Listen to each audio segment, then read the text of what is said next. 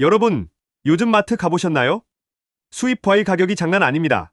해외여행 준비하시는 분들은 환전할 때마다 한숨만 나온다고 하시죠. 바로 환율 때문입니다. 현재 원달러 환율이 1,400원대를 넘어섰습니다. 불과 몇 년 전만 해도 1,100원대였던 게 어느새 1,400원을 훌쩍 넘어버렸다는 겁니다. 이게 대체 우리 생활에 어떤 영향을 미치는 걸까요? 더 중요한 건 앞으로 환율이 어떻게 될지, 그리고 우리는 어떻게 대비해야 하는지입니다. 오늘은 2025년 환율 상황을 정확히 짚어보고 여러분이 실제로 활용할 수 있는 대비 전략까지 속 시원하게 알려드리겠습니다. 첫 번째, 지금 원달러 환율은 1,400원대 중반에서 움직이고 있습니다. 일부 전문가들은 1,470원까지 올라갈 수 있다고 경고하고 있습니다. 왜 이렇게 오른 걸까요? 가장 큰 이유는 미국 때문입니다. 미국이 금리를 높게 유지하면서 전 세계 돈이 미국으로 몰리고 있습니다. 돈이 미국으로 가니까 달러 가치가 올라가고 상대적으로 우리 원화 가치는 떨어지는 겁니다. 게다가 트럼프 행정부가 보호무역을 강화하면서 불확실성이 더 커졌습니다. 두 번째, 물가. 환율이 오르면 가장 먼저 체감하는 게 바로 물가입니다.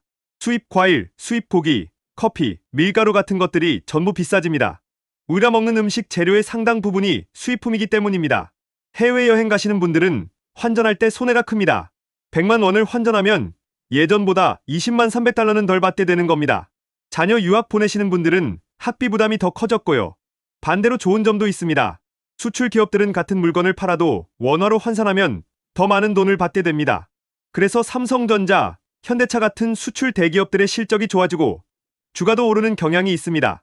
세 번째, 미래. 2025년 환율 전망은 어떨까요? 전문가들의 의견이 엇갈립니다. 하지만 대체로 1,400원대에서 크게 벗어나지 않을 것이라는 전망이 우세합니다. 미국이 금리를 언제 내릴지가 가장 중요한 변수입니다. 미국 경제가 안정되고 금리를 내리기 시작하면 환율이 내려갈 수 있습니다. 하지만 인플레이션이 다시 올라가거나 지정학적 리스크가 커지면 환율이 더 오를 수도 있습니다. 확실한 건 단기간에 환율이 1,200원대로 뚝 떨어질 가능성은 낮다는 겁니다. 당분간은 높은 환율과 함께 살아가야 한다는 뜻입니다. 네 번째, 대응. 그럼 우리는 어떻게 해야 할까요?